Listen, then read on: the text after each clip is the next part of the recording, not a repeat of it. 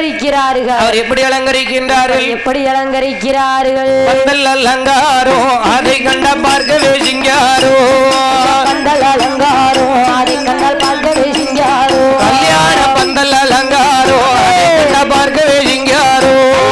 பந்தல் அலங்காரோ அதை கண்டால் பார்க்கவே சிங்காரோ. கல்யாண பந்தல் அலங்காரோ அதை கண்டால் பார்க்கவே சிங்காரோ.